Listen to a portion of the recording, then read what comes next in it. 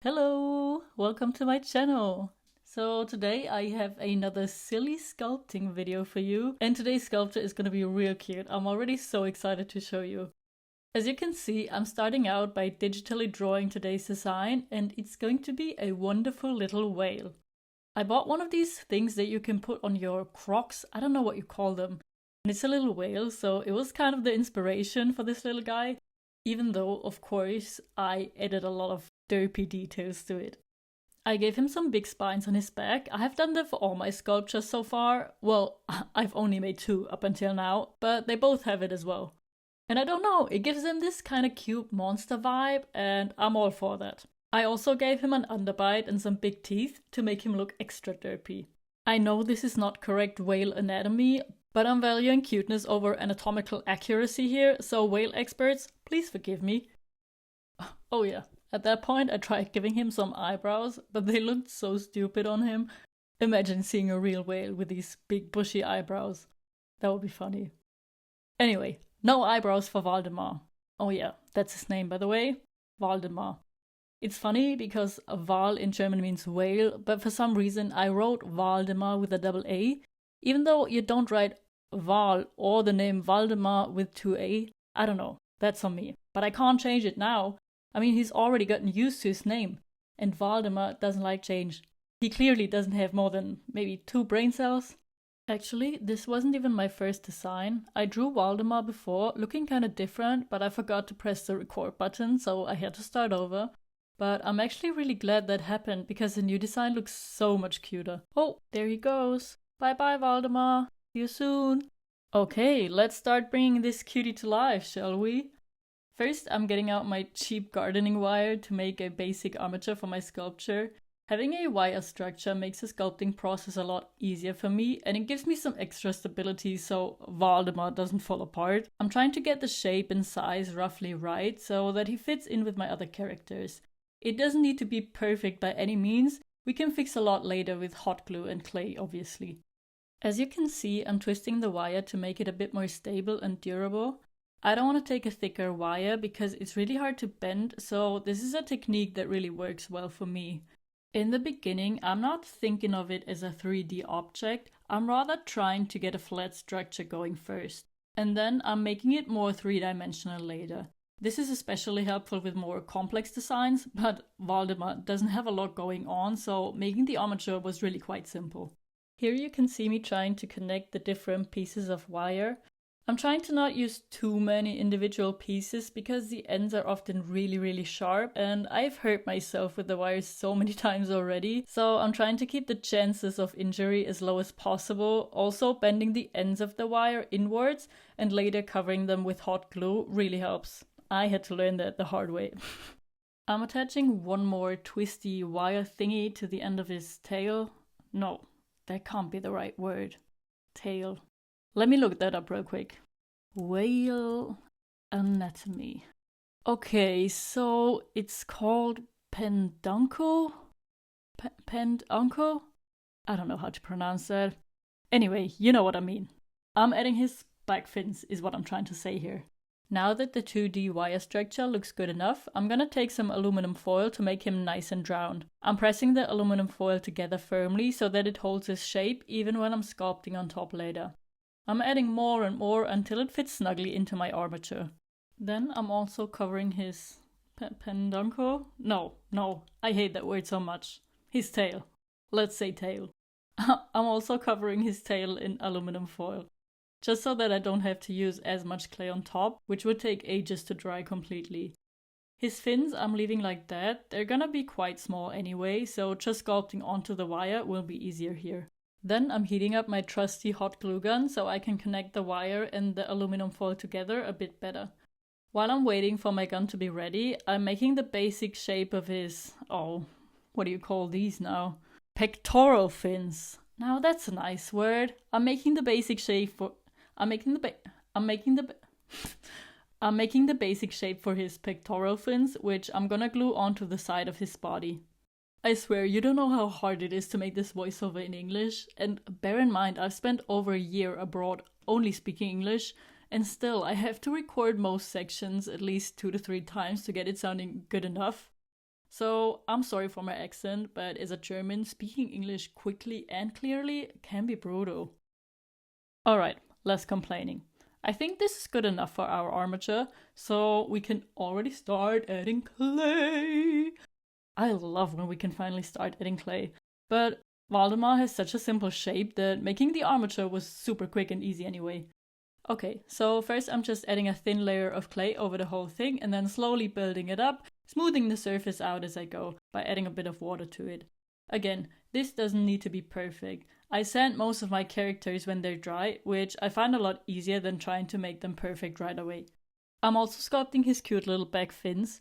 Initially, I thought that I'm gonna add more clay after they're dry to make them bigger, but I really like the small fins. They kinda add to his cuteness and derpiness. Fun fact about whales, and I didn't ask ChatGPT, I actually read a website myself to find these fun facts about whales. So, the closest relative to whales are hippos. They have a common four-legged ancestor that lived around 50 million years ago. Isn't that crazy? Also, something I didn't know but I found out recently is that whales evolved from mammals that lived on land. So life originally started in the ocean. Then animals evolved and changed so they can live on land, like they grew lungs and so on.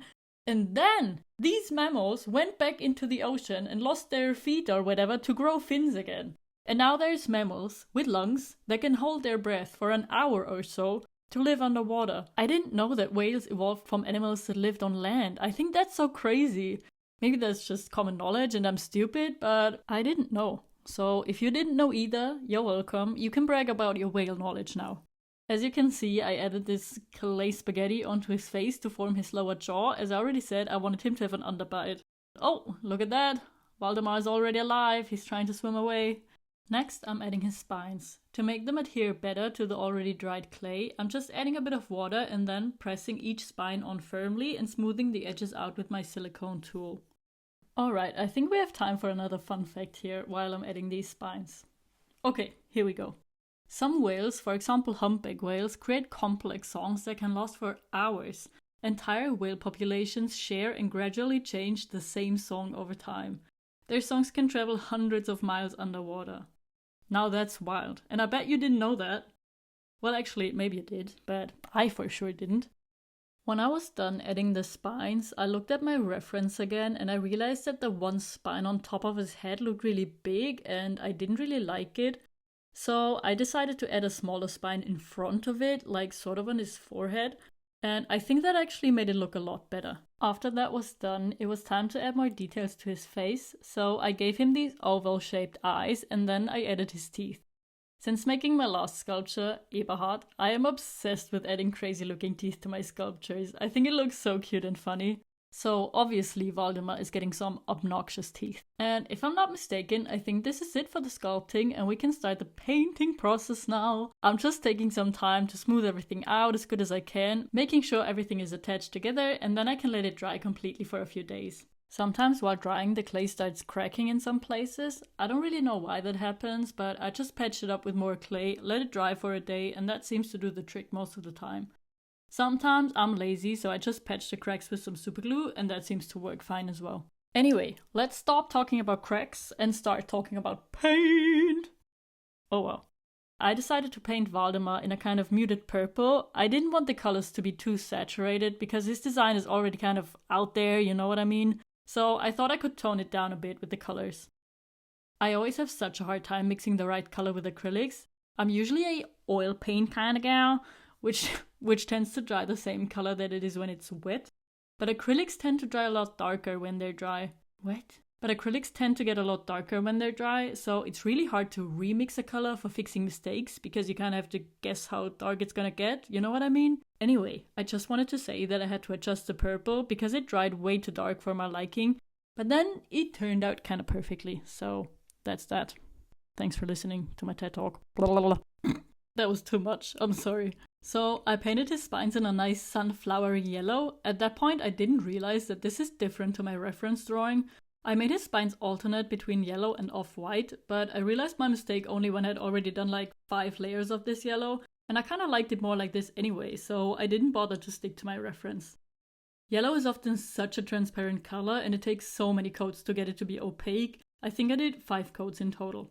After the spines were nice and yellow, I painted his little teeth in an off-white color. Again, I had to do multiple coats of this to make sure there's no purple undertone coming through. I'm really taking my time here to make sure I don't make any mistakes, because that would mean I had to remix the purple to fix it, and I'm really bad at remixing paint, as I just said like 10 seconds ago. Okie dokie, time to get out my dotting tool because it's time for some polka dots. I'm mixing some more of this off-white color and giving him some polka dots in his spines, and then I'm adding just a few more on his back and fins. Not too many though. I think Valdemar is a simple guy, so he needs a simple design. Okay, actually, it's not just a few polka dots. I just can't stop, they're so fun to add. If I had to do all of these with a paintbrush, it would be a real pain to get them to be round, but with the dotting tool it's so easy, it's kind of meditative in a way. Alright, now that those are done, we can finally add his eyes. I'm trying to keep it real simple, as I want to avoid another Eberhard situation. If you haven't watched last week's video, then be warned, I really had some trouble with the eyes. But not this time. I learned my lesson, and I'm just giving him some really big, derpy looking eyes. I didn't want to bring any more colors into the design, so I just slightly darkened the purple of his body to give some depth to his eyes. And then all that was left to do is to add some nice highlights to bring his eyes to life. As a final step, I'm covering Valdemar in a few coats of gloss varnish to protect the paint and to give him some nice shine. Alright, that's it. Valdemar is finally done. I am so in love with this character. I just want to shake him. He's so cute. I really like the simplicity of the design. I had so much fun making this. I love his big round eyes, his underbite with the teeth sticking out, the colors, just the whole thing, really. Valdemar clearly doesn't have more than 2 brain cells, but he doesn't need them. He has some great friends, Eberhard and also Holger, which he is very much secretly in love with. But that's a whole other story. Holger doesn't really know that yet, so we have to hold a secret here. I had so much fun with this project, and thank you so much for following along. Bye!